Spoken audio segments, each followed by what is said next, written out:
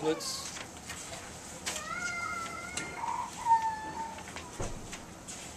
Welcome to Rushford. Thank you for coming. Hey, good evening, and thanks for inviting me. My name is Craig Blummer. I work with the Department of Natural Resources out of the Rochester office. One of my responsibilities is the motorized recreation that the department is involved in. I believe maybe a month ago, you received an application from Bluff Valley ATV Club to sponsor a grant-made ATV trail system. I was just going to talk a little bit about the ATV program and take any questions or comments that you may have. The ATV grant-made program has been here for since the early 80s, mid-80s, so it's been around for about 25 years.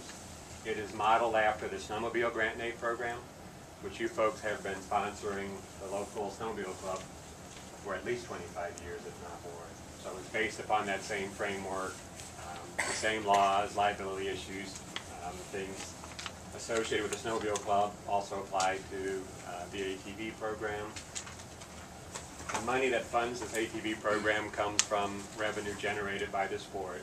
So it's a portion of the gasoline tax attributed to ATV use. Is the registration on these sleds. It goes into a dedicated account, and that money is pulled out for the department to enter agreements with local units of government, city, county, or townships that then work with local ATV clubs to provide a trail system. The first step in this process the club has taken by identifying a potential trail route or trail opportunity on some land southeast of Rushford, where there is an existing trail system that they would like to get into this grant-made program, so then they could receive partial funding for the work that they do to keep that trail system open. It would be open to the public, and the club can adjust the season lengths and the time of day that they're open to help minimize any potential conflicts they may have with adjacent landowners. As I said, this would be the first step. The club has come to the city asking them to sponsor this grant application. If the city is willing to do that, they would pass a resolution saying that they would be the sponsor of this project. The project comes to the department, and then that kind of starts the process that we have to go through for the approval of this project. And the most time-consuming of it is probably the environmental review that we'll do. First, internally, we do an environmental review process to make sure that the location of the trail system isn't going to jeopardize wetlands and endangered and threatened species, identify any bridges that may be required on stream crossings and those sorts of things. Oftentimes at that stage, we may find things in the project that would send us back to the club saying you may want to realign this trail system here or move it over here to avoid some of these sensitive areas. After that internal review is completed, then it goes out for a public review.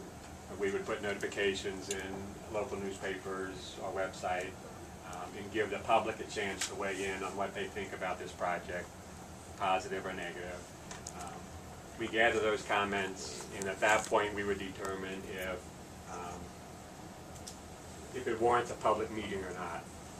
If you get very little opposition, we tend not to do the public meetings. If there is a lot of opposition, then we would have a meeting down here to get more input from local folks. Once that public notification is done, we've done our internal review, we would make a determination if this project would require an environmental assessment worksheet, or if it's even more involved, if it would require an environmental impact statement. And depending upon the environmental review that needs to be done is going to dictate how long this process would take to get from this stage to actually being funded and approved.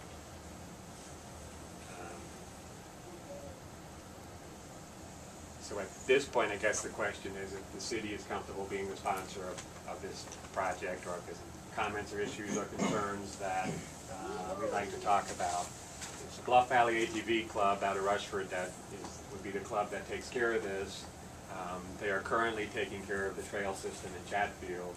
which is about a 16-mile grant and aid trail system. The city of Chatfield is the sponsor on that particular project.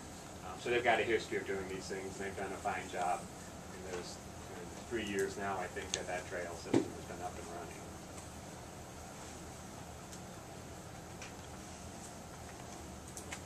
Greg, could you touch on the liability issues that you have talked about in terms of the agreement, why it's important to have that in addition to the agreement we have with you? Yes, I can. Yeah, the responsibilities of the, and if I haven't left this, a copy of the grant and aid manual, I'll leave that with you. Because it spells out the responsibilities of the sponsoring unit on what they need to do. And they enter into an agreement with the state, which, if you read through the agreement, makes it look like the sponsor's got an awful lot of work to do. Because it says that they're going to get the landowner permissions, they're going to sign the trail, they're going to mark the trail, they're going to groom the trail, they're going to brush the trail, they're going to mow the trail. That's the agreement that we have with the local unit of government. It's important for the local unit of government to then in turn enter into an agreement with the club that passes that responsibility on to the club. So it's no longer the city that's responsible for doing all this. It's the club that's responsible. So that takes the liability, a lot of it, off of you folks. Is that trail is it signed properly? Is it being brushed? Is it being groomed? When I was talking to Wendy, I was surprised that the city didn't have that already with the local snowmobile club. Because that goes a long way to protecting the city should there be any kind of accident or problems in the future. And we strongly suggest to our sponsors that they do enter into an agreement with the local unit with the club. And I've got actually maybe even a better example to leave with you on a club sponsor contract that spells out real clearly the sorts of things that the club is doing. It requires the clubs carry insurance and that the city be named as a co-insurer on that policy. Is there a certain percentage which the city would be responsible for on liability?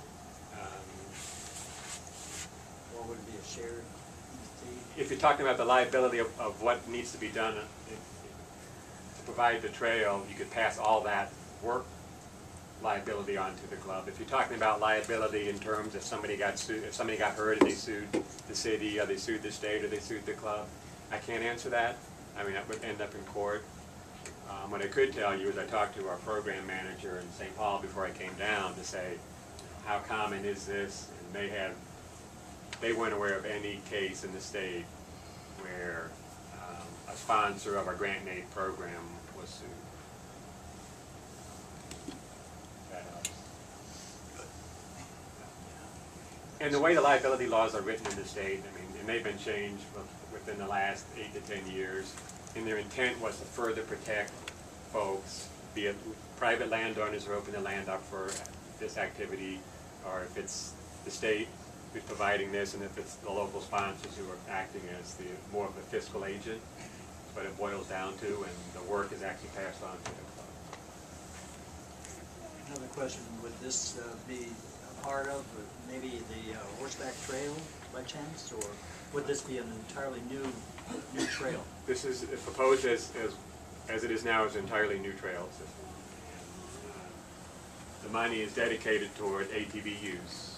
Solely.